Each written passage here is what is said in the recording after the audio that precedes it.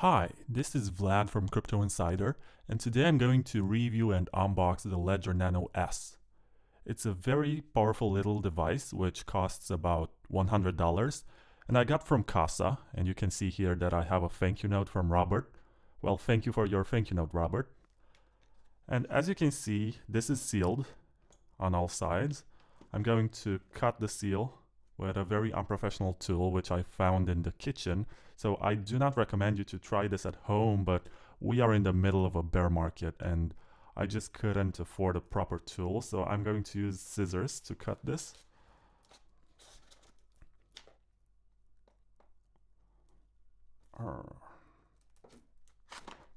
Okay, I almost cut myself there. This is very tight in here. I should keep it closer to the camera.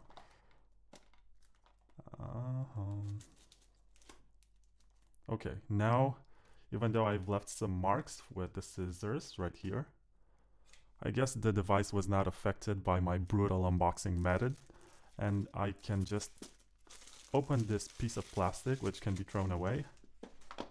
Now you get to see what's inside the box. This is the ledger, and ta-da!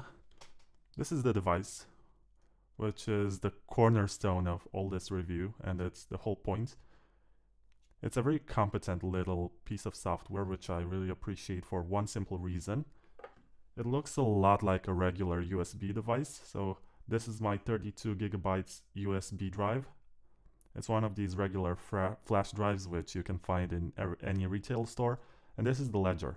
And let's assume that you come from a country which outlaws cryptocurrencies and doesn't allow you to take any. So if you want to flee the country and just run away with your crypto, I think it's better to have the kind of device which doesn't stand out and looks like every regular USB drive. And this is one of the reasons why the design of the ledger is somewhat better than the one from the Trezor, even though they have pretty much the same functionality. It's also interesting that you have the vires y numeris, which means power and numbers. Very nice. Has the Ledger logo. I should put this away as it's not relevant and it's not the subject of this unboxing. And let's see what else is in the box beyond this wrapping, which I'm going to take away. I guess we have booklets and manuals and cables. This is a welcome note from Ledger. I'm pretty clumsy. So this is the USB cable, which is pretty standard. You have the micro USB port, which goes into the Ledger, and this large one, which goes into your computer. As you can see, it's basic USB 2.0, and it doesn't actually need to have high-speed transfers. It just needs to be basic and functional. And this is useful if you want to hang it around your neck for whatever reason. But you know, the Ledger can be worn as a fashion accessory, I guess. I haven't tried it, but there's a beginning for everything. And this is also like a keychain, so you can actually attach the Ledger to your key, just in case you forget to take your hardware wallet with you, which is not really recommended at all times. But if you want to, you can actually do it, and it's enabled by this accessory by Ledger. Now, this is pretty much it, and I'm going to leave the actual device here, and I will open the instruction manual and see what's inside. What is it that they say? And it says, did you notice? And I'm going to ask, notice what? And you have these cards which give you information. So this is pretty much useless unless you want to keep the cards in one place. Recovery sheet, confidential document. Okay, so this is, so you write down your seed keys, and you're supposed to store it in a safe place so nobody can ever access it.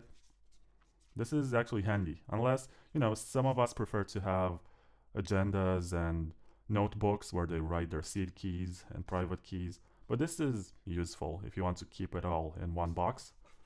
And it says right here that there is no anti-tampering sticker on this box, which I guess is a blow towards the approach of Trezor, which uses seals to make sure that There is no tampering with the box. And the approach with which Ledger uses is that you have this software which checks the integrity of the firmware. So it doesn't boot up unless it's fully functional and as it's supposed to be, which is interesting. It's a good approach, which is harder to hack. And the device itself is as simple as can be. You just have, I guess you have two chips inside, one which encrypts and one which stores information. And you have this simple LCD screen, nothing very flashy, nothing to stand out in the crowd. It's just a functional and very useful device that you can use to store your cryptocurrencies. And speaking of storage, you can actually use Bitcoin and Bitcoin Cash and Ethereum, Ripple. I think today they added Tezos, and pretty much every ERC20 token and most of privacy coins like Zcash and Monero are actually compatible with the Ledger. So you just connect this to your computer via USB cable, which is provided here. And then you can actually begin the process of moving your coins into this one. Now, the essential question is, why would anyone need this to store cryptocurrencies?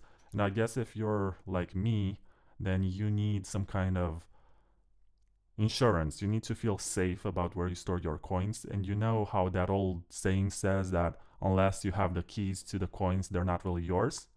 So it's a bad idea to keep your coins on exchanges, as we see hacks every day.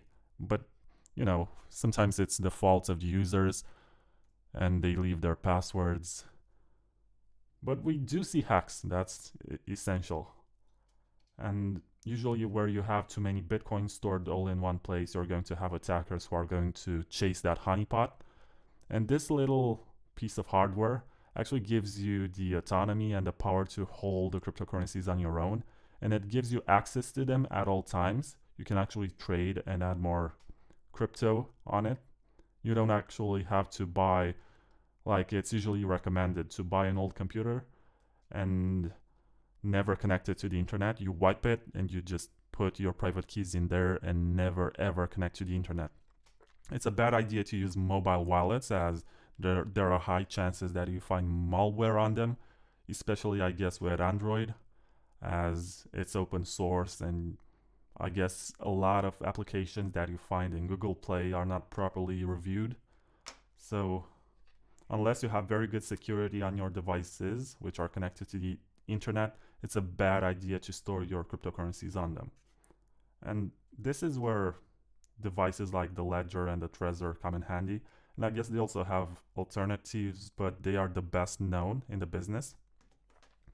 And the list of cryptocurrencies consists of almost 1,200 coin names, and that's insane. If I were to grab my phone and read all of them, I guess the video would be 3 times as long and it wouldn't really serve its purpose. But anyway, I hope you enjoyed this unboxing, and the next section will actually focus on reviewing the functions, which will involve transferring Bitcoin into this ledger. And as a security measure, I will keep this in a very special place, which I will not reveal. So I'll see you in the second part of the video.